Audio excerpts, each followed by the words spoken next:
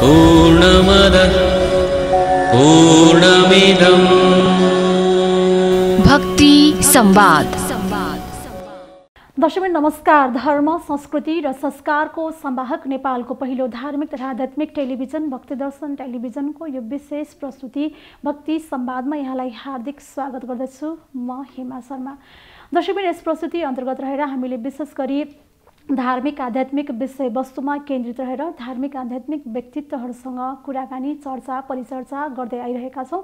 र यसै क्रममा हामी अहिले चाहिँ आज चाहिँ विशेष गरी श्रीकृष्ण जन्माष्टमीको सन्दर्भमा रहेका छौँ र भर्खर मात्रै हामीले श्रीकृष्ण जन्माष्टमी पर्व मनाएका छौँ र हामीले पर्वहरू मनाइरहँदाखेरि चाहिँ यो पर्वले दिन खोजेको सन्देश के हो, उक्त भगवानहरूले चाहिँ आफ्नो जीवन चरित्रबाट चाहिँ हामीलाई के सन्देश दिन खोज्नु भएको छ र उहाँको लीलाहरूले चाहिँ हामीलाई के बुझाउन खोज्नु भएको छ, के सन्देश दिन खोज्नु भएको छ, यावत विषयमा खासै हामीले नबुझिकन केवल हामी कर्मकाण्डी रूपमा बाहिरीबाट मात्रै हामीले पूजाआजामा चाहिँ उक्त पर्वको एउटा जुन महत्त्व छ त्यसलाई त्यसै मात्रै सीमित गरिरहेका छौँ र यसको विशेष गरी यसको वास्तविक महत्त्व बुझेर हामीले त्यही अनुसारले नै यसलाई आफ्नो जीवनमा चरितार्थ गर्न सकेको खण्डमा यो समाज नै एउटा सुख, शान्ति, समृद्धि लगायतका विभिन्न कुराले चाहिँ यो राम्रा असल पक्षहरूले चाहिँ सकारात्मक पक्षहरूले चाहिँ भरिपूर्ण हुनेछ र सबैले यसको चाहिँ लाभ लिनुहुनेछ। तर हामीले एउटा कर्मकाण्डी रूपमा मात्रै हामीले कुनै पनि चाडपर्वहरू, चाहे त्यो कृष्ण जन्माष्टमी होस्, रामनवमी होस् या दसैँ होस्, कुनै पनि पर्वलाई हामीले बाहिरी कर्मकाण्डमा मात्रै सीमित गरेर केवल पूजाआजामा मात्रै भजनमा मात्रै सीमित गरेर हामीले यसबाट लिनुपर्ने जुन लाभ छ त्यसलाई चाहिँ हामीले प्राप्त गर्न सकिरहेका हुँदैनौँ।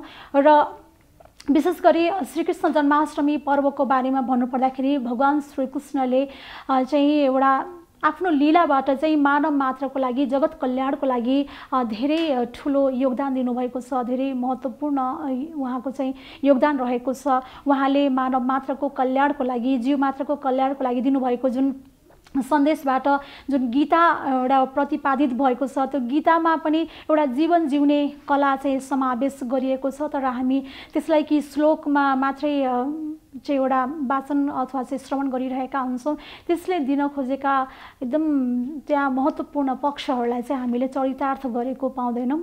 र हामीले विशेष गरी आज श्रीकृष्ण तत्त्व अर्थात् चाहिँ भगवान श्रीकृष्ण चाहिँ उहाँको तत्त्व के हो, उहाँले दिन खोज्नु भएको सन्देश के हो, उहाँले विभिन्न आफ्नो लीला मार्फत चाहिँ मानव मात्रलाई बुझाउन खोज्नु भएको कुरा के हो लगायतका विषयवस्तुमा हामी केन्द्रित रहेर आजको संवादमा चाहिँ रहेका छौँ। र आजको संवादमा हामीसँग अतिथिका रूपमा रहनुभएको छ हिन्दू जागरण नेपालका अध्यक्ष पण्डित रामकृष्ण उपाध्याय। उहाँले चाहिँ विशेष गरी उहाँको आफ्नो यो भागवत वाचनबाट धेरै मानिसहरूको जीवनलाई पनि परिवर्तन गर्नुभएको छ भने जुन एउटा पछिल्लो समय बढ्दै गइरहेको यो वैदिक धर्मको जुन एउटा मानिसले जुन अन्यन्त्र धर्महरूलाई चाहिँ धारण गर्दै वैदिक धर्मलाई चाहिँ छोड्दै गइरहेको अवस्था छ, त्यसको लागि पनि उहाँले एउटा आवाज उठाउँदै आउनु भएको छ र विभिन्न ठाउँहरूमा चाहिँ धर्म एउटा परिवर्तन चाहिँ निषेधित गरेको क्षेत्र पनि घोषणा हुँदै आएको छ भने उहाँको प्रेरणाबाट धेरै ठाउँमा मठ मन्दिरहरू, धर्म जागरणहरू पनि हुँदै आएको छ। हामी आजको कार्यक्रममा हामीले उहाँलाई निम्ताएका छौँ। हामी सर्वप्रथम उहाँलाई स्वागत गर्न चाहन्छौँ। नमस्कार, यहाँलाई हार्दिक स्वागत छ। नमस्कार नारायण। र भक्ति दर्शन टेलिभिजन हेरेर बसिरहनुभएका सम्पूर्ण दर्शक महानुभावहरूलाई पनि हृदयदेखि नै हार्दिक धन्यवाद ज्ञापन गर्दछु र स्वागत गर्दछु। त्यसै भए हामीले भर्खर मात्रै श्रीकृष्ण जन्माष्टमी पर्व मनाएका छौँ होइन। भगवान श्रीकृष्णको जन्म मनाइरहँदाखेरि मैले अहिले भर्खर मात्रै पनि भने हामीले पूजाआजा गर्छौँ, भजन गाउँछौँ, लाइन बस्छौँ घन्टौँसम्म होइन, दर्शन गर्छौँ, तर हामीले त्यति गरेर पनि हाम्रो जीवनमा परिवर्तन आएको हामीले पाउँदैनौँ होइन। यसको चाहिँ तात्पर्य के हो, भगवान श्रीकृष्णलाई चाहिँ कसरी बुझ्ने हो, वास्तवमा चाहिँ कसरी चाहिँ श्रीकृष्ण जन्माष्टमी पर्व मनाएको सार्थक हुन्छ, सुरुमा हामी यो जान्न चाहन्छौँ। भगवानको आराधना गर्नाले केही पनि प्रतिफल आउँदैन भन्ने कुरा होइन, अवश्यमेव त्यसको अनुभव हुन्छ। एउटा चिनीको सानो दाना त जिब्रोमा राख्नाले त्यसको सकारात्मक र नकारात्मक दुईटै प्रभाव पर्दछ। सुगरको रोगीलाई नकारात्मक प्रभाव पर्छ भनेदेखि जो निरोगी छ त्यसको लागि एउटा मुहारमा हँसिलोपना आउने त्यो एउटा प्रभाव पर्छ। हरेक कुरामा सकारात्मक र नकारात्मक प्रभाव त पर्छ नै। तर यो भगवान श्रीकृष्णको महोत्सव जुन मनाइरहँदा अथवा भगवान श्रीकृष्णको दर्शन गर्दा अथवा भगवानका विभिन्न विभूतिहरूको हामीले दर्शन गर्दा हामीलाई अनुभव हुँदैन होइन। तर कुरो कस्तो छ भने हाम्रो जस्तो खालको बिमारी हो त्यो खालको चाहिँ उपचार भएन भने जसरी बिमारी निको हुँदैन त्यही तरिकाले हामीले ईश्वरको आराधना जति गर्नुपर्ने त्यति चाहिँ हामीले नगरेर अनुभूति नभएको हो कि भन्ने कुराको चाहिँ प्रश्न हुन्छ। अन्यथा धर्म गरेर, धर्म भनेको ईश्वरको आराधना, श्रीकृष्ण चरणाम भोजम स्मर दुःखम गमिष्यति भनेर श्रीमद् भागवत महात्म्यमा उल्लेख छ। जस्तो सुकै अप्ठ्यारो परेको बेला पनि भगवानलाई यदि स्मरण गर्यो भनेदेखि उसको दुःख निवारण हुन्छ भनेर भनिएको मात्रै होइन, त्यसको अनुभव पनि हुन्छ। भगवानमा मन केन्द्रित गराउनु भनेको विषय वासनाबाट हटाउनु हो। विषयले नै विषिण्वन्ति इति विषय, जसले मनलाई विक्षुब्ध पार्दछ त्यसलाई विषय भनिन्छ। त्यहाँबाट मन विमुख गर्ने बित्तिकै त मन त त्यत्तिकै शान्त भइहाल्छ नि। त्यसकारणले गर्दाखेरि भगवानको आराधना गर्दा, उपासना गर्दा अब कसैले लाइन लागेर बसेर पूजा गर्दछ, त्यो पूजा गर्न जाँदा घन्टौँ लाइन लागेर त झन् ठुलो सौभाग्य हो। किनकि हामी सर्र जान्थ्यौँ, गइहाल्थ्यौँ, पूजा गरेर आइहाल्थ्यौँ, हामी अर्को काममा लाग्थ्यौँ होला। तर त्यहाँ त एउटा तपस्या हो। जस्तो शिवरात्रिको दिन त्यस्तो लामो लाइन लागेको हुन्छ, उसको हृदयमा कति ठुलो भाव जन्मिरहेको हुन्छ, त्यति बेलसम्म उसले शिवको नाम जपिरहेको हुन्छ, कृष्णको नाम जपिरहेको हुन्छ। यसले गर्दा यो त एउटा तपस्या हो। जबकि हामी गृहस्थीहरूले त्यति तपस्या गर्न कहाँ सम्भव छ र? त्यो हुनाले यसलाई चाहिँ हामीले यसरी लिँदाखेरि राम्रो होला। जसरी अब लाइन त बस्छौँ हामी होइन घन्टौँसम्म, तर त्यो जसरी त्यहाँनिर हामीले चाहिँ भगवानको चिन्तन नै गरिरहेका हुन्छौँ भन्ने पनि हुँदैन होइन।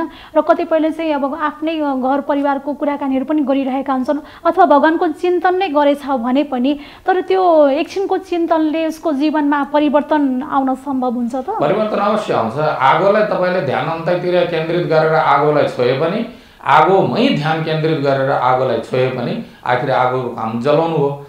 रामायणमा तुलसीदासजी भन्नुहुन्छ, भाय कुभाय अनख आलसहु नाम जपत मङ्गल ऋषिदशो।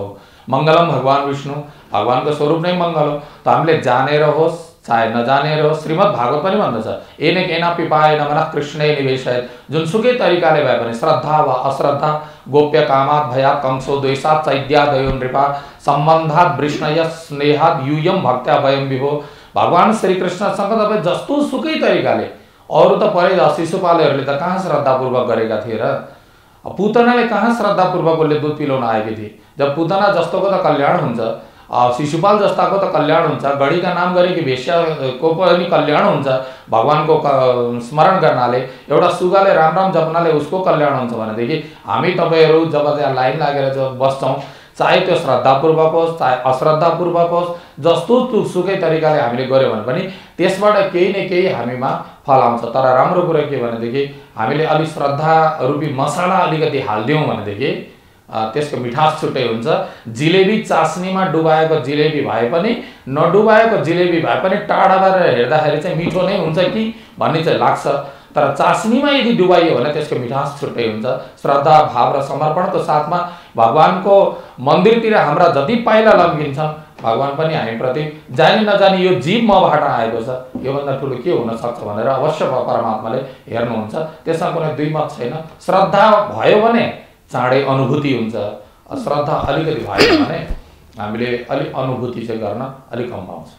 जस्तै अब यो हामीले हेर्छौँ होइन वर्तमान परिप्रेक्ष्यमा चाहिँ अब मठ मन्दिर पनि त्यत्तिकै छन्, यज्ञ आदि पनि त्यत्तिकै भइरहेको अवस्था देखिन्छ होइन। तर यहाँनिर समाजमा विद्यमान यो कुरीति यो के भन्छ विकृति विसङ्गतिहरू, बलात्कार, हत्या, हिंसा पनि त्यत्तिकै मौलाइरहेको अवस्था छ। यो के हो? त्यसो भएदेखि यो चाहिँ युगको प्रभाव हो कि?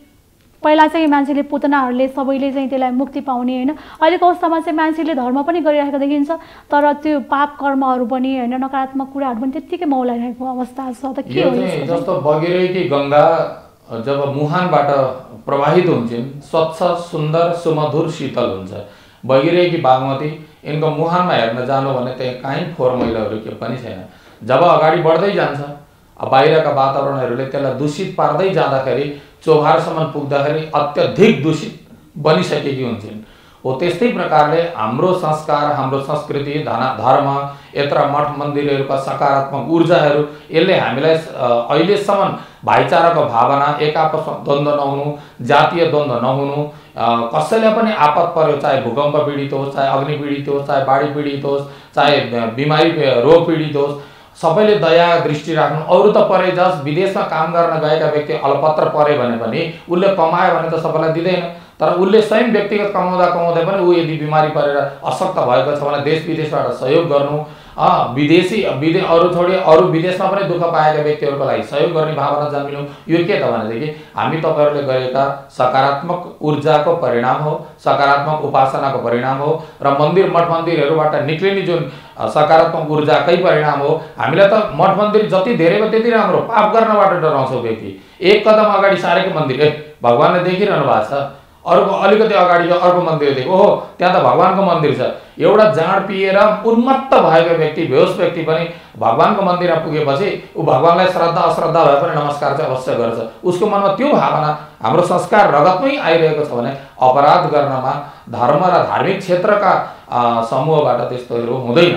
तर भएको के त भने यहाँ चाहिँ हामी मिडियाबाट देख्छौँ, अनि त्यसपछि बाहिरी राजनीतिको परिवेशहरू देख्छौँ। अब अहिले हेर्दाखेरि राजनीतिमा जस्तो देखिन्छ, जस्तो प्रकारले हुन्छ, आफू धनी बन्नु पर्यो, पैसा जम्मा हुनु पर्यो, नारायणको महत्त्व हुँदैन, केवल पैसा नगदको मात्रै महत्त्व हुन्छ। अब जब द्रव्यको पिसाच जस्तै बनाउने जुन परिवेश छ, यसले गर्दाखेरि चाहिँ कोही व्यक्तिहरूले धर्मभित्र प्रवेश गरेर नचाहिने कार्यहरू पनि गरेको नदेखिने चाहिँ होइन। हामी उदाहरणहरू देख्दछौँ। बाहिरबाट हेर्दा व्यक्तिहरू धार्मिक स्वरूप लाग्छ। अब धर्म भनेको भावको विषय हो, स्वरूपको विषय होइन। स्वरूप त बाहिरबाट चिन्हको लागि एउटा चिन्ह मात्रै हो, धर्म भावको विषय हो। तर त्यो भावको उनीहरूको नराखिकन बाहिरबाट स्वरूपलाई लिएर कहिलेकाहीँ अधार्मिक गतिविधि गर्नाले कालनेमी जस्ता व्यक्ति त हिजो त्रेतायुगमा पनि रहेछन्। हिरण्यकश्यपलाई हामीले धार्मिक भन्ने कि अब अधार्मिक भन्ने? धार्मिक होइन भनौँ भने ब्रह्माजीको ओरिजिनल भक्त हो।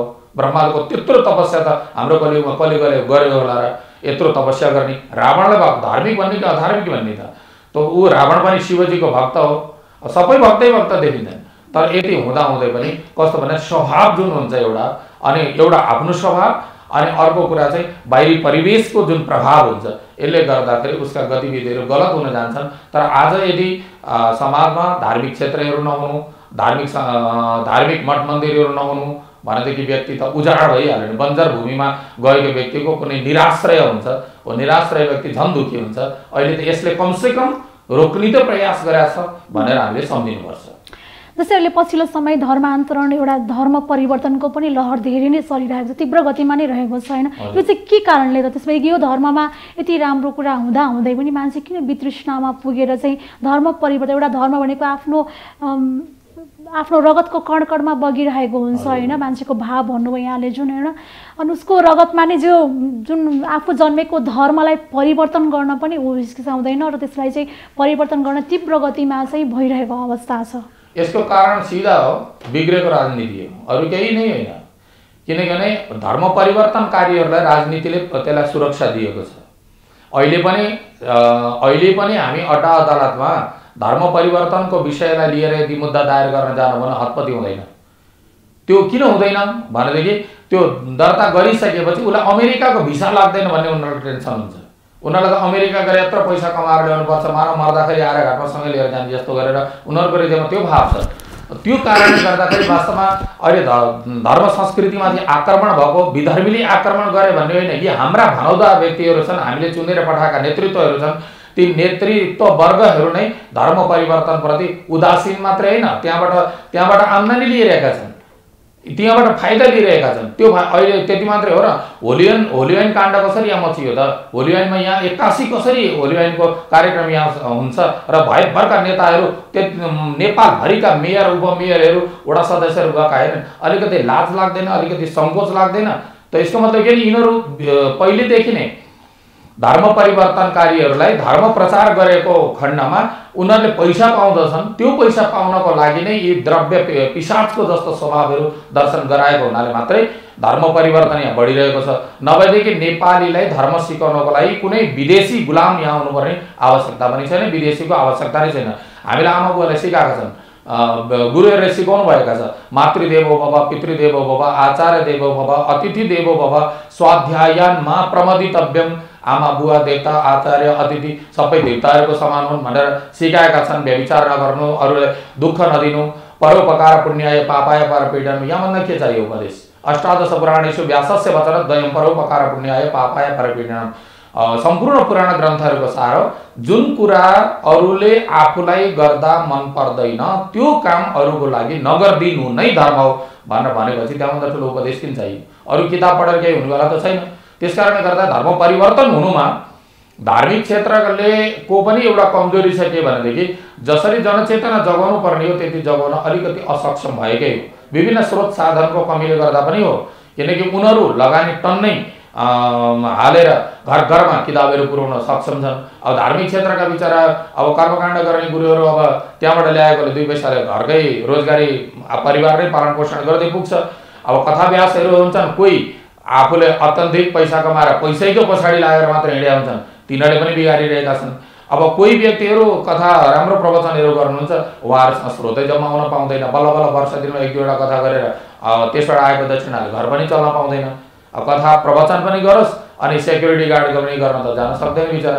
त्यसकारणले गर्दाखेरि धार्मिक क्षेत्रका व्यक्तिहरूमा पनि यही समस्या अवश्यमै छ। तर त्योभन्दा सब ठुलो कुरा चाहिँ राजनीतिले सुरक्षा जुन वस्तु विषयलाई दिन्छ हो त्यसैको उन्नति र अवनति त्यहीबाट हुन्छ। हाम्रो धार्मिक क्षेत्रमा चाहिँ उन्नति र अवनति नहुने एउटा कारण यिनीहरू कारण हुँदाहुँदै अर्को एकदम ठोस कारण के छ भने जस्तो चर्चमा जति पनि पैसा आम्दानी हुन्छ के को लागि खर्च हुन्छ भने चर्चको उत्थानको लागि हुन्छ, चर्चबाट चर्चका अनुयायीहरूको उत्थानको लागि हुन्छ र त्यसको धार्मिक किताबहरू छपाउनको लागि हुन्छ। मस्जिदमा उठेको आम्दानी के को लागि प्रयोग हुन्छ? मुसलमानहरूको विकासको लागि हुन्छ, मुसलमानहरूको निकासको लागि हुन्छ, मुस्लिम धर्म प्रचार प्रसारको लागि हुन्छ। तर हिन्दूहरूको नेपालभरिमा यत्रो मठ मन्दिर छन्, यो पैसा कहाँ छ हिन्दूले लिएको? 1 रुपियाँ लिएको छैन। पशुपति क्षेत्र विकास कोषले करोडौं रुपियाँ सञ्चालन चलाउँदछ। राष्ट्रदेव भगवान पशुपतिनाथमा त्यत्रो पैसा उठ्दछ, कुनै हिन्दूको कल्याणको लागि एउटा काम गरेछ? केही गरेछ? एउटा हिन्दूहरूको अस्पताल बनेको छ, आर्यघाटमा जलाउनु पर्यो भने पनि पैसा तिर्नुपर्ने अवस्था छ। त्यहाँ भगवानको मन्दिरमा पैसा चढाएको त्यो त्यसबाट निकास गर्नुपर्छ कि पर्दैन? तर त्यस्ता खालका देखिँदैन। हो कहीँ समाचार सुन्न पाइन्छ गरिब दुखीहरूको कसैको लास जलाउन नपाएको खण्डमा उनीहरूले जलाइदिने। यो भनेको 3rd डिग्रीको कुराहरू, यस्ता कुराहरू गरेर हुँदैन। धेरै हार गुहार गरेर मात्रै हुन्छ। हार गुहार गर्नुपर्छ। मैले स्वयं सिफारिस गरेको छु, मैले अनुरोध गरेको छु। एउटा बिचारी तामाङ परिवारको रहेछ, हस्पिटलले एक लास दिएन, पैसा तिर्न नसकेर। त्यो पैसा तिर्न भनेर जाँदाखेरि अर्को कुनै दयालु दाताले लगेर त्यति तिर्दिएर त्यहाँबाट निकाल्यो। उनको लास दान गर्ने बेला कति समस्या परेछ हामीले भोगेका छौँ। यस्तो त कयौँचोटि हो गयो। त्यो मैले भन्न खोजेँ के भने एउटा त राजनीतिको बिग्रेको राजनीति र राजनीतिले धर्म परिवर्तनकारीलाई प्रमोट गरेको कारण एक। दोस्रो कुरा धार्मिक क्षेत्रमा लागेका व्यक्तिहरूले केही व्यक्तिहरूले स्वार्थपूर्ति गरेका छन्, त्योभन्दा अतिरिक्त अन्यसँग स्रोत साधन जम्मा नभएको कारण। र तेस्रो कुरा भनेको चाहिँ धार्मिक क्षेत्रमा जुन उठेका पैसा छन् नि, यो जति पनि जनकपुरको जानकी मन्दिर, यहाँको पशुपतिनाथजीको मन्दिर, काठमाडौँमै भएको मन्दिरको पैसा पनि यहाँ करोडौं अर्ब रुपियाँ सङ्कलन हुन्छ त। अनि त्यो पैसाले चाहिँ सनातनीहरू जो मन्दिरमा जान्छन् तिनीहरूको मात्रै हितको लागि केही योजना छ, केही नै छैन। त्यसकारणले गर्दाखेरि अनि हामीले कहाँबाट ल्याएर स्रोत ल्याएर घर घरमा किताब पुर्याउने, घर घरमा गीता कसरी पुर्याउने, घर घरमा रामायण कसरी पुर्याउने? एउटा टेलिभिजनको च्यानल खोलौँ भने पनि 50 जनासँग हारगुहार गर्दा पनि जसकोले थाप्लोमा बोक्यो त्यसैको टाउको दुख्यो हुन्छ, कसैले पनि सहयोग गर्नेवाला त छैन। यस्ता धेरै कुराहरू दुःख छ। यदि हामीसँग ती पैसाहरू भए जनकपुरमा अहिले 2 नम्बरी कति जमिन त्यहाँ बेचेर सिध्याइसके। अब त्यो सिध्याएको जमिन छ, करोडौं रुपियाँ अर्बौं रुपियाँ पर्ने जमिनहरू सिध्याएका छन्। त्यो यदि हाम्रो लागि भएको भएदेखि हिन्दूहरूको उत्थान हुँदैन, सनातनीहरूको यहाँ हो हिन्दू मात्रै भन्नको तात्पर्य ओंकार परिवारको उत्थान हुँदैन, मजाले उत्थान हुन्छ।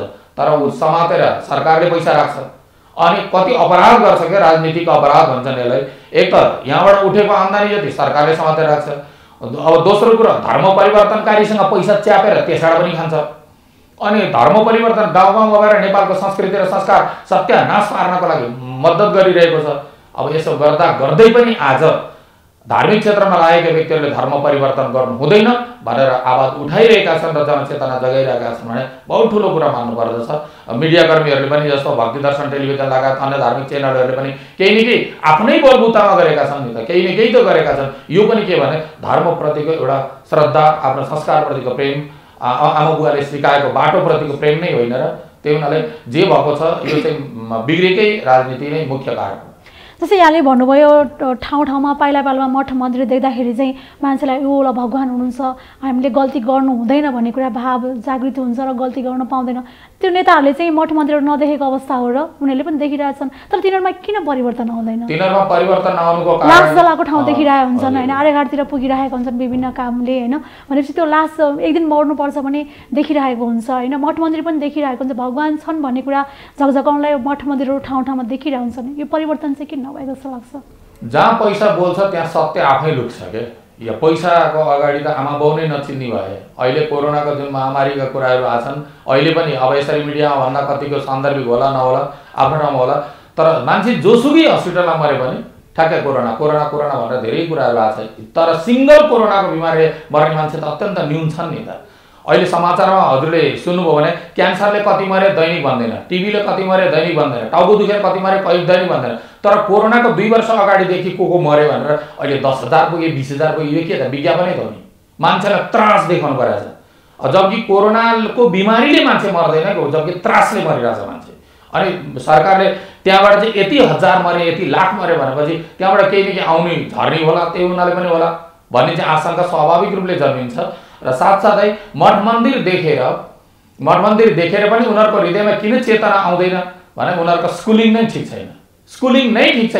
स्कुलिङ मात्र सानोदेखि जुन उनीहरूको सिद्धान्त उनीहरूले पढेर आएका छन् हो त्यो सिद्धान्त उनीहरूको ठिक छैन, विदेशी सिद्धान्त हो। जुन विदेशी स्थानमा सनातन धर्मको जुन हाम्रो नेपाली कल्चर छ त्यसको प्रयोग छैन। नेपाली कल्चर जसले बुझ्दैन, जुन विदेशी राजनीतिज्ञहरूले जो सिद्धान्त र दर्शनका स्रष्टाहरू छन् जसले बुझ्दैन हो, त्यस्ता व्यक्तिले दिएको उपदेशको यहाँ नेपालमा प्रयोग भएको दुष्परिणाम त आज नेपाली जनताले भएको छैन। र नेपाली कानुन बनाउनको लागि त नेपाली माटो समातेर गर्नु पर्यो, एउटा किसानलाई समातेर हेर्नु पर्यो, एउटा पीडित वर्गलाई समातेर पो कानुन बनाउनु पर्दछ। यहाँ कहाँ न्याय छ र? यहाँ सबै बाहिरबाट थोपरिएका सिद्धान्तहरू, यो थोपरिएका सिद्धान्तहरू जबसम्म रहन्छन् र हाम्रो संस्कारको प्रति गर्व हुँदैन तबसम्म यो पीडा त जारी नै रहन्छ। र उनीहरूको मति सुध्रिन नसक्नुको कारण केवल द्रव्य देखिन्छ। अहिले हेर्नुहोस् न, पार्टी फुटाएर गएपछि यदि न्यायकै कुरा गर्ने हो भनेदेखि जुन पार्टीलाई मान्छेले भोट दिएको थियो त्यो पार्टीको नेतृत्व शासक तहमा पुग्यो, अब त्यहाँबाट फुटेर गइसकेपछि त्यसलाई त दिएको होइन नि त, त्यो व्यक्तिलाई त दिएको होइन नि त, भोट त पार्टीलाई दिएको त। अब त्यहाँबाट फुटेर गएर पनि कानुन के भन्छ, उसलाई अब अर्को पार्टी दर्ता गरेर उसलाई सांसद मानिदिनै पर्ने, उसलाई सभापति मानिदिनै पर्ने, यी सबै के त भने यो न्याय छैन यहाँ। त्यो हुनाले आज धर्मको एकदम जरुरी छ र धर्मको प्रति नेपालमा जागृति पनि आएको छ। यो जागृतिलाई चाहिँ हामी तपाईँहरूले मिलेर बढाउनु नै पर्दछ। यिनीहरूको स्वभाव अब सुध्रिन मुस्किलै छ। जस्तै मैले अघि नै पनि भन्दाखेरि जुन भनेको थिएँ नि, मान्छेले चाहिँ जीवनमा त्यो भनेको भगवान्ले देखाउनु भएको गर्नुभएको लीलालाई चरितार्थ गरेन, खालि सुने मात्रै होइन, त्यसलाई चाहिँ श्रवण गर्यो तर बुझेन, चिनेन, जानेन भन्ने जुन कुरा भनेको थिएँ नि, त्यही नै हाबी भयो नि त होइन यो कुरामा। यहाँ यस्तो भन्नुपर्दाखेरि जनताहरूमा त्यस्तो समस्या छैन। जनता त यथा राजा तथा प्रजा हो। सरकार भ्रष्टाचारी भयो भनेदेखि जनता पनि भ्रष्टाचारी हुन्छन्, सरकार यदि राम्रो भयो भनेदेखि जनता पनि राम्रै हुन्छन्। जस्तै भगवान् श्रीकृष्णले पनि गीतामा भन्नुभएको छ नि, एउटा अगाडिको एउटा अग्रजले जे काम गर्छ त्यो यद्यदाचरति श्रेयस तत्तदेवेतरो जन सहित प्रमाणम गुरुते लोकस्तदनु वरदते, एकदम ठिक हो। तर त्यही हुनाले नेतृत्व तहका व्यक्तिहरूको कारणले गर्दा समाज एकदम दिग्भ्रमित छ। तर भगवान् श्रीकृष्णको जहाँसम्म सन्दर्भको सिलसिला छ, गीताको एउटै श्लोकलाई मात्रै कस्तो क्रान्तिकारी सिद्धान्त छ क्या भगवान्को। अब हामी सन्यासी भनेर सर्वसाधारण रूपमा के सम्झिन्छौँ न, ड्रेसहरू चेन्ज गरेको होइन, संसारलाई त्यागेको, यी आदि आदिले सम्झिन्छ। भगवान्को कस्तो क्रान्तिकारी वचन छ, अनाश्रित कर्मफलम कार्यम कर्म करोति ससन्यासी च योगी च निरग्निर न चाक्रिय। जसले म केही गर्दिनँ भनेर बस्छ, निष्क्रिय बन्छ, त्यो सन्यासी होइन। म अग्निलाई मैले त्याग गरेँ, म सन्यासी बने भन्छ भने त्यो पनि होइन। वास्तविक सन्यासी को त भने जसरी जलमा कमलको फूल रहेर पनि कमल अलग हुन्छ, जलको प्रभावद्वारा प्रभावित हुँदैन, हो त्यस्तै प्रकारले जो संसारमा रहेर पनि त्योभन्दा अतिरिक्त आफूलाई महसुस गर्दछ, अनाश्रित कुनै कर्मको प्रति आश्रित हुँदैन, त्यस्तो प्रकारले कर्म गर्ने व्यक्ति नै सन्यासी सयोगी, त्यो योगी हो, त्यो सन्यासी हो। त्यो योगी सन्यासी त हजुर पनि हुन सक्नुभयो, म पनि हुन सकेँ। अहिले अन्तर्वार्ता दिँदै गर्दा र लिँदै गर्दा हामीले यसबाट चाहिँ कुनै प्रफिट लिने आशा नगरिकन यो कृष्ण चरणामृतको सेवा मात्रै भनेर हामीले सम्झिँदा यही सन्यासीको लक्षण हो। तर यो त हामी यहाँ बसुन्जेल मात्रै भयो, तर हाम्रा हरेक कर्म चाहिँ अनाश्रित भयो र अकर्तृत्व भयो भनेदेखि उसको त उसले सन्यास लिनुपर्ने, त्यसै संसारै छोडेर हिँड्नुपर्ने, त्यस्तो त कृष्णले कहिले नै भनेन। र कृष्णको यसो हेर्नुहोस् न, जिन्दगीमा कहाँ जन्म हुन्छ? जेलमा जन्म हुन्छ।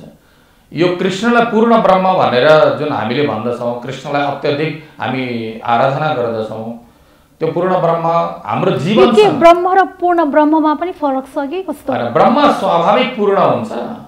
कहिलेकाहीँ हामीले विशेषण यसो थपिदिने गर्दछौँ। ब्रह्म भनेको पूर्ण नै हुन्छ, त्यो अपूर्ण ब्रह्म हुँदै हुँदैन, त्यो हुनाले पूर्ण ब्रह्म नै हो। अब त्यसलाई विशेषणहरू कहिलेकाहीँ हामी राम भनेर भन्दा पुगिहाल्थ्यो। अब रामचन्द्र, श्रीरामचन्द्र, मर्यादा पुरुषोत्तम इत्यादि भने विशेषण हुन्, उनका पूर्णता देखाउने खालका कुरा नै हुन्। त्यो हुनाले ब्रह्म अपूर्णता हुँदै भएन।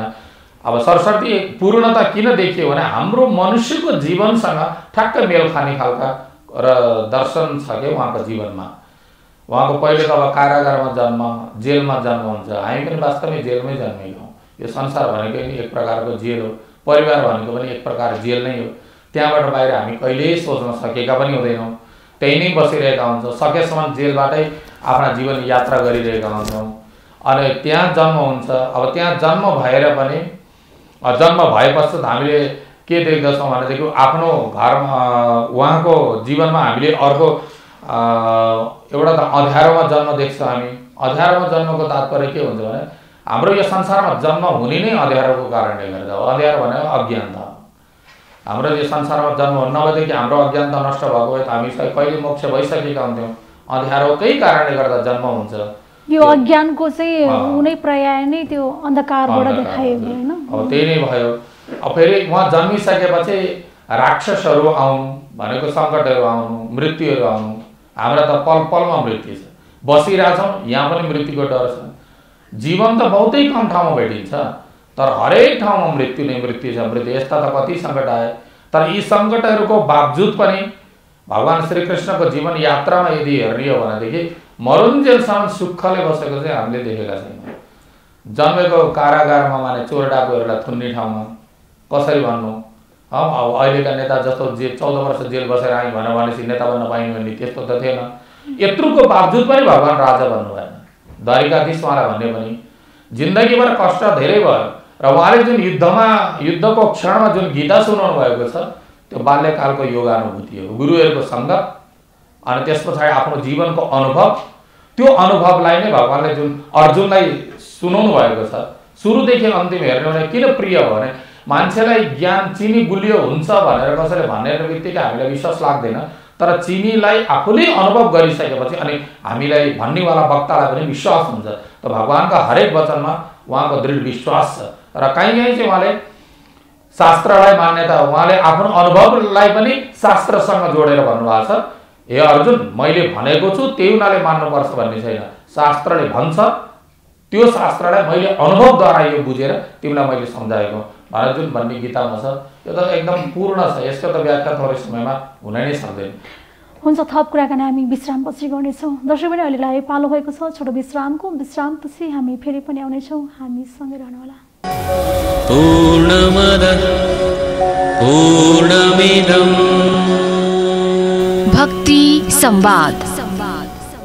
विश्रामपछि पुनः स्वागत छ दर्शक बहिनी। तपाईँ धर्म, संस्कृति र संस्कारको संवाहक नेपालको पहिलो धार्मिक तथा आध्यात्मिक टेलिभिजन भक्ति दर्शन टेलिभिजनको विशेष प्रस्तुति भक्ति संवादमा रहनु भएको छ र यस प्रस्तुति अन्तर्गत रहेर हामीले विशेष गरी श्रीकृष्ण तत्त्व विषयमा केन्द्रित रहेर कुराकानी, चर्चा, परिचर्चा गर्ने जमर्को गर्दा गर्दै पनि यहाँ केही कुराहरू चाहिँ एउटा स्वाभाविकै गर्नुपर्ने, जान्नुपर्ने, बुझ्नुपर्ने भएको कारणले त्योभन्दा केही पृथक तरिकाले हामी अगाडि बढे पनि हामी फेरि पुनः कृष्ण तत्त्व भगवान् श्रीकृष्णले एउटा मानव मात्रलाई चाहिँ पालना गर्नुपर्ने जे सन्देशहरू दिनुभएको छ लगायतका विषयवस्तुमा केन्द्रित रहेर कुराकानी चर्चा परिचर्चा गर्ने जमर्को गरिरहेका छौँ र विश्रामपछि फेरि पनि हामीले उहाँलाई स्वागत गर्न चाहन्छौँ। आजको अतिथिको रूपमा हुनुहुन्छ हिन्दू जागरण नेपालका अध्यक्ष पण्डित रामकृष्ण उपाध्याय। हामी फेरि पनि उहाँलाई स्वागत गर्न चाहन्छौँ। फेरि पनि स्वागत छ यहाँलाई। धन्यवाद।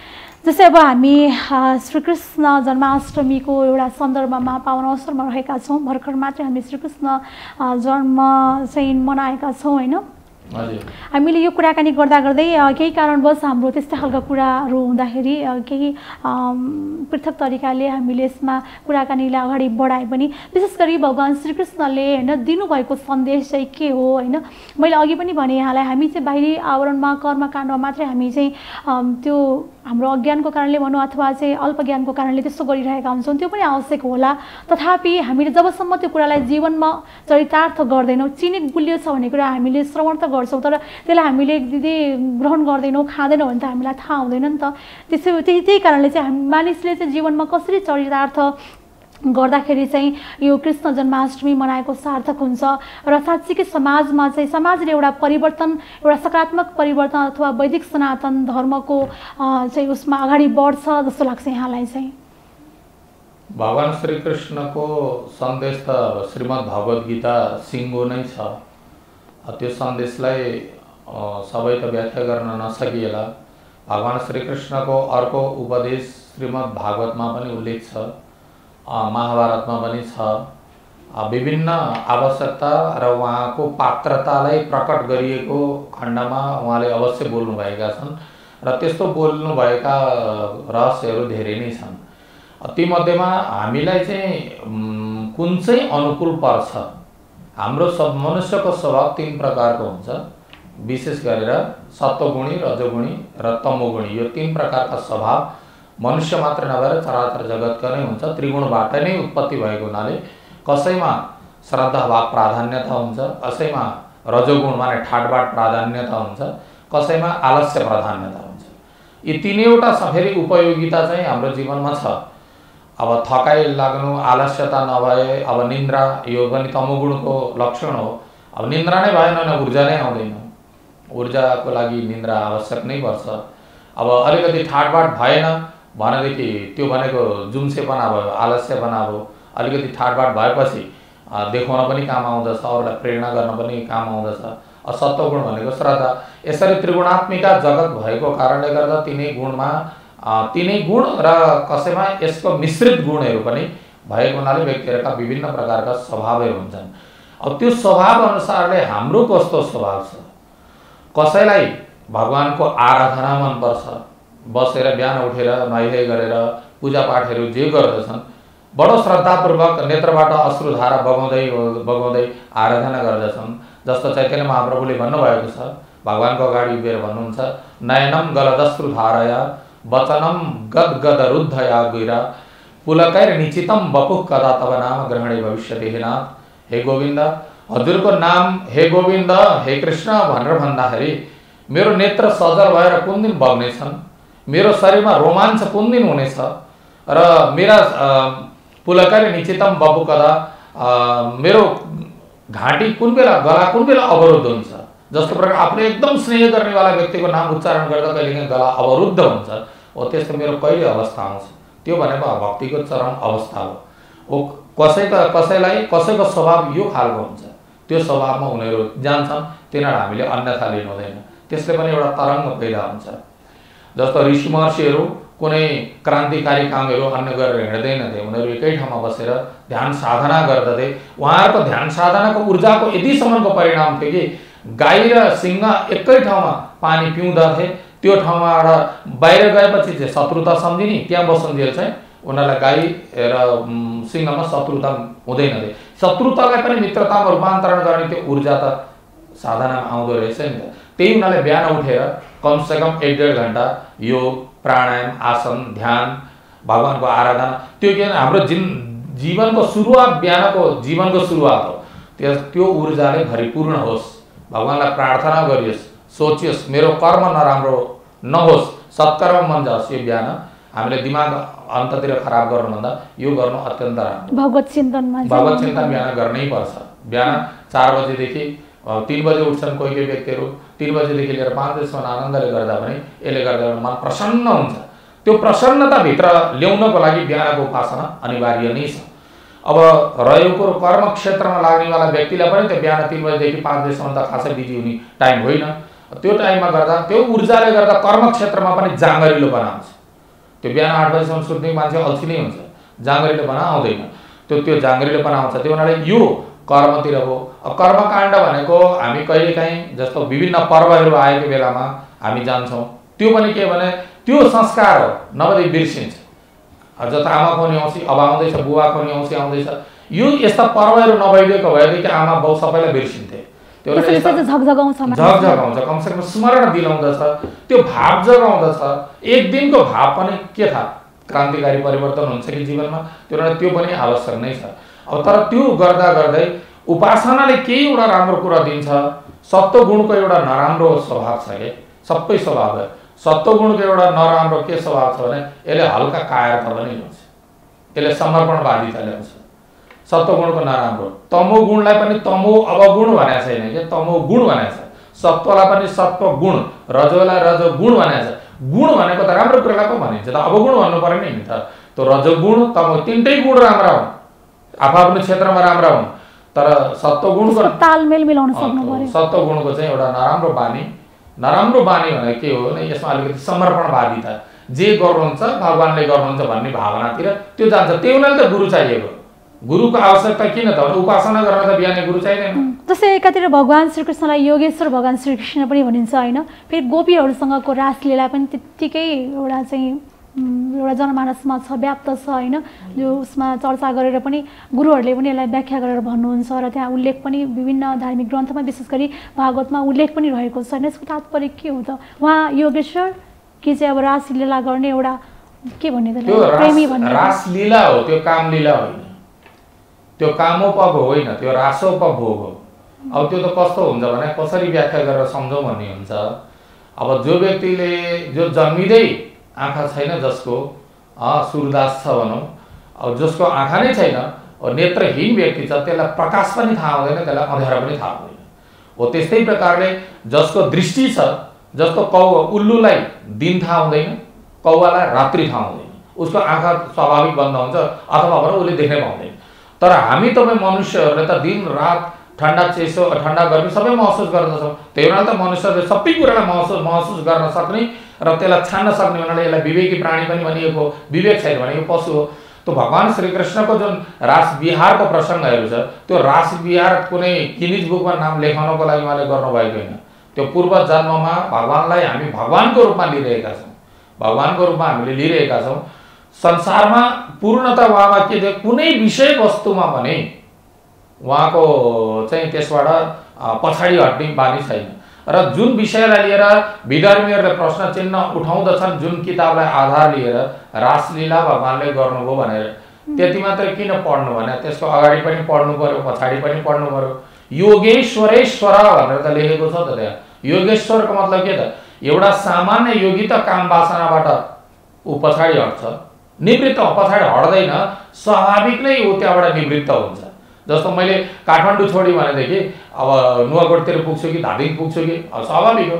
अब त्यस्तै प्रकारले रासको जुन वर्णन गरिएको छ, भगवानलाई त्यहाँ योगेश्वरेश्वर शब्द सुखदेवजीले स्पष्ट रूपले उच्चारण गर्नुभएको छ। यदि त्यो भगवान श्रीकृष्णको काम लीला हुन्थ्यो भने परीक्षित राजा मर्नको लागि तयार भएर मर्ने बेला पुराण सुनाइदेऊ न त भन्दा यो रासलीला नभएर त्यो कामलीला भएको भए सुखदेव जस्तो जसको शरीरमा 4 अङ्गुलीको कपडा पनि छैन, जन्मिँदै कुनै यमप्रव्रजन्त मनोपेतमा पेत कृत्यम छ, यस्ता व्यक्तिले चाहिँ सुनाउनु हुन्थ्यो होला। र हामी तपाईँ जस्ता व्यक्ति त मर्ने बेलामा तैँले त बिहे गरेर कहाँ गएको थिइस् भनेर मर्ने बेला त सोध्न त हामी जाँदैनौँ नि त। हामी जस्ता साधारण व्यक्तिको विवेकले त त्यति काम गर्छ भने सुखदेवले त्यसो गर्नुहुन्थ्यो त? पटक्कै गर्नुहुन्न थियो। त्यो भित्रकै रास भनेको जीवात्मा र परमात्माको मिलनको नाम नै, मिलन प्रक्रियाको नाम नै रास हो, त्यो कामलीला होइन।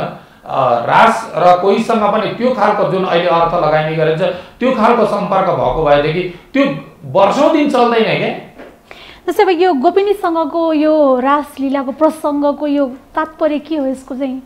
जीवात्मा जीवहरू परमात्मासँग निकट हुँदाखेरि जुन एउटा आनन्दको अनुभव गर्यो रसो वैश्य रास भनेर भनिएको छ, यम लब्ध्वा चापरम लाभम मन्यतेन अधिकम तथा, जुन तत्त्वलाई पाइसकेपछि फेरि अरू तत्त्व पाउन बाँकी रहँदैन।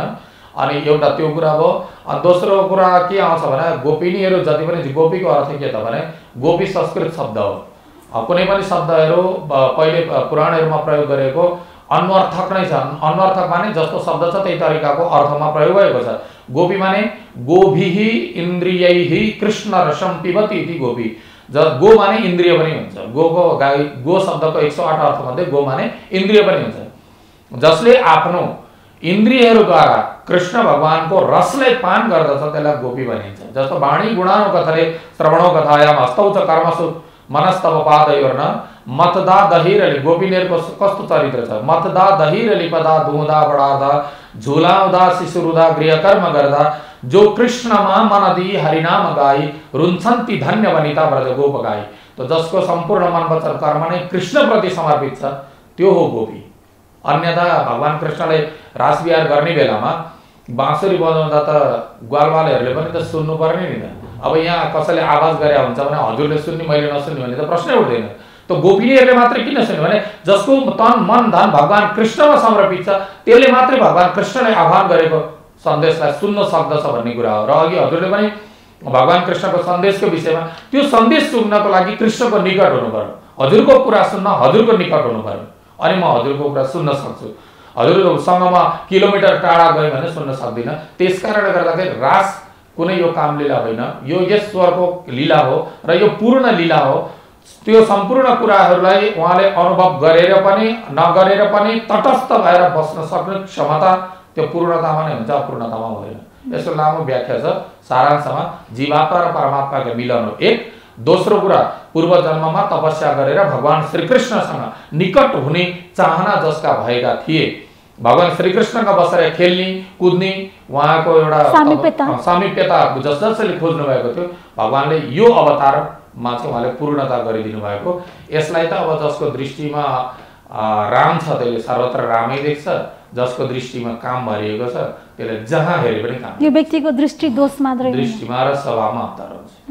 जस्तै अब भगवान श्रीकृष्णले नै भन्नुहुन्छ कि यो परोपकाराय पुण्याय पापाय परपीडनम, होइन, एउटा हिंसा पनि गर्नु हुँदैन भन्ने तरिकाको एउटा यसमा कुरा पनि आउँछ। अनि फेरि अर्जुनलाई चाहिँ किन त्यत्रो कौरवहरूलाई मार्नलाई उहाँले फेरि प्रेरित पनि गर्नुभयो? यसबाट चाहिँ हामी के बुझ्न सक्छौँ? सबैले हिंसा गर्नु हुँदैन। हिंसा गर्नु र कर्म गर्नु फरक हुन्छ। हिंसा स्वार्थजन्य हुन्छ र हिंसा स्वार्थजन्य नै हुन्छ, स्वार्थको लागि हुन्छ। तर जुन एउटा युद्ध गर्नु त्यो स्वार्थजन्य मात्रै हुँदैन, लोक कल्याणजन्य पनि हुन्छ। कतिपय अवस्थामा पृथ्वीनारायण शाहजीले युद्ध नगरेको नेपालै हुँदैन थियो, नेपालै रहँदैन थियो। त्यो युद्धमा कयौं व्यक्तिहरू मरे होलान्, मारे होलान्, तर त्यसले एउटा सकारात्मक परिणाम दिइरहेछ। अब त्यस्तै प्रकारले भगवान श्रीकृष्णले जुन युद्धमा उहाँले हिंसा गर्नको लागि प्रेरणा गरिएको भन्ने पटक्कै होइन। त्यो चाहिँ उहाँले तिम्रो क्षत्रियको कर्म के त धर्मको रक्षा गर्ने हो, ब्राह्मणको कर्म के त ज्ञान दिने र लिने हो। तो क्षत्रियको कर्म धर्मको रक्षा गर्नको निम्ति जुनसुकै बाधक तत्त्वलाई पन्छाउनु त्यसलाई हिंसा भनिँदैन, त्यो चाहिँ धर्म हो। त्यसै कारणले गर्दा हिंसाको परिभाषामा चाहिँ हाम्रो वैदिक दर्शनमा चाहिँ के भनेदेखि पूर्ण रूपले अहिंसक कोही पनि हुँदैन। त्यो हुनाले हिंसा चाहिँ वैदिकी हिंसा हिंसा नभवति भनेर भन्छ। वेदादि शास्त्रहरूले जुन जुन कर्म धर्मको रक्षाको लागि चाहिँ गर्ने त्यसलाई हिंसा भनिँदैन। जस्तो सागपात नखाइकन हामी बाँध्दै सक्दैनौँ, सागपातमा पनि चेतन नभए बढ्दै बढ्दैन, चेतन त त्यहाँ पनि छ, तर त्यसलाई हिंसा मानिँदैन। यो वर्तमान परिप्रेक्ष्यमा चाहिँ जुन यस्ता विकृतिहरू मौलाइरहेका छन् यसमा श्रीकृष्ण भगवानलाई चाहिँ कस्तो तरिकाले उहाँको के ज्ञान बुझ्दाखेरि चाहिँ यी कुराहरूबाट चाहिँ मानिसले मुक्ति प्राप्त गर्दछ? एकदम सजिलो र सरल उपाय भगवानले ज्ञान कर्म भक्ति योगमा छ। ज्ञानको योगमा यदि हेर्ने हो भनेदेखि यो सारा चराचर जगत वासुदेव नै हो, ईश्वर नै हो। यति ज्ञान सम्झिदियो भने यी हजुरले उठाउनु भएका प्रश्न सजिलै समाधान हुन्छ। तर एकजना मात्रै गरेर भएन, सबैको क्रमशः हुनु पर्यो। मैले यसको लागि कसरी सुरुवाती चरणमा कसरी प्रचार प्रसार हुनुपर्छ, प्रेरणा हुनुपर्दछ, सत्कर्ममा लागेका व्यक्तिहरूलाई प्रोत्साहन दिनुपर्दछ। यहाँ त चोर फटा गुण्डाहरूले चाहिँ गरेको काम चाहिँ समाचारको फ्रन्ट लाइनमा आउँछ, तर जसले राम्रो कर्म गरेको छ भनेदेखि अनि उसको मरेपछि मात्रै गुणगान हुन्छ। अब यस्तो भएपछि व्यक्ति कसरी सत्कर्ममा लाग्छ? लाग्नै सक्दैन। सत्कर्ममा प्रेरणा दिनको लागि माथिको शासकको निकाय र गाउँ समाजका प्रमुखहरूले चाहिँ यसले राम्रो कर्म गरेको छ भनेर सहयोग पनि गर्नुपर्दछ। प्रेरणा दियो भने प्रोत्साहन दिनुपर्छ। प्रोत्साहन दियो भने व्यक्तिमा जागिहाल्दछ नि। हामीलाई भगवानको भजन गर्नुपर्छ भनेर गुरुहरूले प्रोत्साहन नदिएको भए हामी कसरी गर्न सक्छौँ? गर्नै सक्दैनौँ। त्यो भएर भगवान कृष्णको सन्देशमा ज्ञानको योगबाट हेर्ने हो भने सर्वत्र परमात्मा नै हुनुहुन्छ। यही कुरा सम्झे पुग्यो। यदि हामीले कर्म गर्दै गर्ने हो भनेदेखि, कर्म मार्गतिर लाग्ने हो भनेदेखि हातमा काम र मुखमा राम यो बिर्सिनु हामीले हुँदै भएन। अब भक्ति मार्गमा हामी यदि लाग्दछौँ भनेदेखि सर्वधर्मान् परित्यज्य मामेकं शरणं व्रज अहं त सर्व पापेभ्यो मोक्षयिष्यामि मा शुचः। मेरो शरणमा आइज, मैले जे प्रेरणा दिन्छु त्यही गर भन्यो भने चाहिँ व्यक्ति गलतमा लाग्दैन। यसरी ज्ञान मार्ग, कर्म मार्ग र भक्ति मार्गबाट व्यक्तिले यो जीवनको कर्मलाई ठिक गर्यो भनेदेखि मुक्तिको लागि हामीले के चाहिँ गरेका छौँ र हामीलाई मुक्ति नै आवश्यक पर्दछ र केबाट मुक्ति हो? शरीरबाट यसै मुक्ति हुन्छ, उसै मुक्ति हुन्छ। अब रह्यो कुरो अर्को जीवनको यात्रा, त्यो ईश्वरले जहाँ लगेर टुङ्ग्याउनु छ, हामीले चाहेर जन्मे हो र हामी होइन नि त। त्यही ईश्वरको इच्छाकै कारणले गर्दा जन्मिएको, त ईश्वरकै इच्छाको कारणले गर्दा हाम्रो मृत्यु हुन्छ।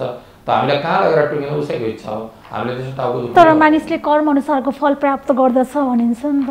मनुष्य शरीर भनेको चाहिँ यो चेतना र यो शरीरको संयोगलाई नै मनुष्य भनेर व्याख्या गरिएको हो। त्यो चेतना कुकुरको शरीरमा गयो भने कुकुर हुन्छ, त्यो चेतना गधाको शरीरमा प्रवेश गरे गधा हुन्छ। त्यो विभिन्न जुनीमा कर्म अनुसारले फल मिल्दछ भन्ने कुरा यो अन्यथा होइन। कर्म अनुसारले उसले फल त मिल्दछ, तर त्यो कर्म अनुसारको फल दिलाउने पनि त्यही ईश्वर नै हो। त्यो भएर हामीले कर्म चाहिँ तदर्थम कर्म कौन्तेय मुक्त सङ्ग समाचार, प्रभुले मलाई जेमा प्रेरणा दिनुभयो म त्यसमा लागिरहेको छु भन्ने यति मात्रै मानसिकता हाम्रो हृदयमा भयो भने नि भगवानले लगाए पनि नलगाए पनि हाम्रो मन चाहिँ शान्त हुन्छ कि। जस्तो बैंकमा पैसा दिन्छ नि, क्यासियरले पैसा दुनियाँले आएर चेक दिएपछि पैसा दिन्छ, उसले करोडौँ रुपियाँ हात चलाइरहेको हुन्छ। त्यहाँ पैसा आयो भनेर पनि खुसी हुँदैन, पैसा गयो भनेर पनि दुःखी हुँदैन। त्यो कर्म त गर्यो, त्यो कर्मको उसलाई फल मिल्यो के त भने महिनाको पारिश्रमिकको लागि मिल्छ। त्यस्तै प्रकारले हामी यो संसारमा जीवनमा चलाउनको लागि सजिलो ढङ्गको भगवानको प्रेरणाद्वारा हामी जे गरिरहेछौँ यो भगवानकै इच्छाद्वारा हो। त्यो भएर मैले यसमा रिसाउनु पर्ने खुसाउनु पर्ने छैन, यो सम्झे पनि आनन्द। म रिसाएको पनि उसैको लागि, खुसी पनि उसैको लागि भन्ने मानसिकता भयो भने पनि तपाईँको रिस पनि मर्छ, खुसी पनि हराउँदै जान्छ। भनेपछि जे कर्म पनि परमात्मामा चाहिँ समर्पित हुनु पर्यो। हजुर। अब यो वैदिक धर्ममा जुन पछि चाहिँ तुषाराघात हुँदै गइरहेको अवस्था छैन, यसलाई चाहिँ अब पुनः यसलाई ताजगी गर्नको लागि कसरी चाहिँ यसको कस्तो क्रियाकलापले चाहिँ यसको लागि सबैजनाले गीता पढ्ने, गीताको अध्ययन गर्ने। तपाईँ दुनियाँ जाँड रक्सी किन्न दुनियाँ मान्छेहरूको घरमा सानो बेलादेखि नै संस्कार सिकाउनु पर्यो। मान्छे घरमा गयो बियरका बोतलहरू 50,000 पर्ने बियरको बोतल रहे, त्यो म देखिरहन्छु घरमा कसैको जाँदा पिइसके सिद्धिसके अब त्यो खाली बोतल देखाएर मैले यति लाखको चाहिँ बियर पिएँ भनेर देखाउनु पर्छ र पर्दैन नि। त्यत्रो किन्न सक्ने व्यक्तिले एउटा गीता किन्न सक्दैन। गीताको किताब उसलाई सित्तैमा चाहिन्छ। त्यो चाहिँ एउटा गीता लिएर राम्रो प्रकारले पढ्नु। अनि सित्तैमा पाए पनि पढिदिए त हुन्थ्यो। पढिदिए, सित्तैमा पाएको त झन् पढ्दैन। सित्तैमा पाएको किनभने यो त सित्तैमा उनीहरूले आफ्नो पब्लिसिटीको लागि प्रचार प्रसार गरेको भनेर उसले पढ्दैन। तर एउटा खाली पेपरमा तपाईँले केही नलेखिकन 10,000 रुपियाँ लिएर त्यो दिनुभयो भने त्यो खाली पेपरलाई उसले कहाँ लगेर हेर्छ, यहाँ के कोड भाषा छ भनेर दुनियाँ रिसर्च गर्छ। तर तपाईँले कुनै लेखेकै कुरा दिनु भने सित्तैमा त कोही पनि पढ्न चाहँदैन। के गर्नु पर्ला त्यसको लागि मैले त्यही भने वैदिक सनातन धर्मप्रतिको एउटा प्रेम जगाउनको लागि मानिसमा होइन के चाहिँ गर्दाखेरि सजिलो ढङ्गको उपाय हातमा काम र मुखमा राम एउटा बिर्सिनु हुँदैन। दोस्रो कुरो अध्ययन एकदम आवश्यक छ। हजुरले दर्शक महानुभावहरूलाई पनि मेरो अनुरोध छ, तपाईँहरूले आफ्नो स्वधर्म संस्कार र संस्कृतिमा गर्व गर्नको लागि डाक्टर स्वामी प्रपन्नाचार्यजीको वेदमा के छ यो किताब पढ्नुहोस्, खप्तर स्वामीजीको धर्म विज्ञान यो किताब पढ्नुहोस्, विचार विज्ञान पढ्नुहोस्। अनि श्रीमद् भगवत गीता पनि धेरै व्याख्या भएको पनि चाहिँदैन, साधारण टीका भएको गीताहरूलाई पढ्नुहोस्। नबुझिएको कुरा सोध्नुहोस् आफूभन्दा विशेषजनहरूलाई। र तर यो गीता र श्रीकृष्णले आवश्यक किन छ भनेदेखि जब जब धर्मको नाश हुँदै जान्छ, भगवान श्रीकृष्ण प्रकट हुनुहुन्छ भने आज गीता नै भगवान कृष्णको रूपमा प्रकट भएको कारणले गर्दा गीतालाई साक्षी राखेर यदि हामी अगाडि बढ्यौँ भनेदेखि कर्मले यो दुर्मति भएका व्यक्तिहरूलाई सजिलैसँग परास्त गर्न सकिन्छ र भगवान श्रीकृष्ण हार मानसिकता भएका व्यक्ति होइनन्, उहाँ त्यस्तो हुनुहुन्न। उहाँ त आफ्नो कर्म अडिग भएर गर्ने र कर्म गर फलको आशा नगर भनेर त्यो हामीलाई शिक्षा सिकाउने व्यक्ति। हतो वा प्राप्स्यसि स्वर्गम जित्वा वा भोक्ष्यसे मयिम तस्मात् उत्तिष्ठ कौन्तेय युद्धाय कृतनिश्चय। धर्म युद्धमा पछाडि नपर्नु भने चाहिँ ब्राह्मण होस् चाहे अन्य वर्णहरू हुन्, उनीहरूले आफ्नो धर्म के हो त्यो धर्मबाट पछाडि नहट्ने, श्रीमद् भगवत गीतालाई नै गुरु मान्नुहोस्, अगाडि बढाउनुहोस्। यसो भएन तपाईँलाई जोस पनि आउँछ, जाँगर पनि आउँछ, ज्ञान पनि मिल्छ, भक्ति पनि मिल्छ, जीवनबाट मुक्ति पनि मिल्छ। यही नै श्रीकृष्ण जन्माष्टमीको समय गए पनि यो हामीलाई बारम्बार आइरहने जन्माष्टमीले फेरि पनि सम्झाउनेछ। यस्तो त नयाँ नयाँ उपदेशहरू हामीले गीताभित्रै डुबौँ, गीताभित्रै बुझौँ। तपाईँलाई हुतिहारा बनाउँदैन, हिम्मतवाला नै बनाउँदछ। किनकि भगवान कृष्ण युद्ध छोडेर भाग्नु भएको यदि छ भने पनि अरूको हितको लागि नै हो। तपाईँको हारमा पनि जित हुन्छ र जितमा पनि जित हुन्छ। यहाँको महत्त्वपूर्ण समय र संवादको लागि यहाँलाई धेरै धेरै धन्यवाद छ। यहाँलाई पनि धेरै धेरै धन्यवाद। आफ्नो कुरा भगवान श्रीकृष्णको गुणानुवादहरूलाई त मैले सबै व्याख्या गर्न त कहाँ सक्छु र, तैपनि जे जति हुन्छ थोरै समय अनुसारले व्यक्त गर्ने मौका दिनुभएकोमा भक्ति दर्शन टेलिभिजन र यहाँहरूलाई हेरिरहनु हुने सम्पूर्ण दर्शक महानुभावहरूलाई पनि यहाँहरूको हृदयमा रहनुहुने परमात्मालाई नारायण धन्यवाद ज्ञापन गर्दछु। हस्त नारायण। दर्शकबिन साँच्चै पनि भगवान श्रीकृष्णले जुन भन्नुभएको छ होइन, सर्वधर्म परित्याज्य मामेकम शरणं व्रज अहम त्वा सर्वपापेभ्यो मोक्षयामि म अर्थात् चाहिँ उहाँले सबै धर्महरू अर्थात् आफूले गर्नु नपर्ने जुन कर्महरू छन् त्यसलाई छोडेर आफूले गर्नुपर्ने कर्महरू आफ्नो स्वधर्ममा बस म तिमीहरूलाई पार लगाइदिन्छु भनेर जुन सन्देश दिनुभएको छ, साँच्चै पनि हामीले त्यतिवटा शब्दलाई मात्रै पनि पालना गर्न सक्यौँ भने हामी चाहिँ दिग्भ्रमित हुनु पर्दैन र हाम्रो स्वधर्मले नै हामीलाई पूर्णता प्रदान गर्दछ, सुख शान्ति समृद्धि प्रदान गर्दछ भन्ने यहाँहरूमा निवेदन गर्दै आजको लागि भक्ति संवादबाट सम्पूर्ण टिम लगायत म हेमा शर्मालाई पनि बिदा दिनुहोस्। यहाँहरूको हरेक पल शुभ रहोस्। नमस्कार।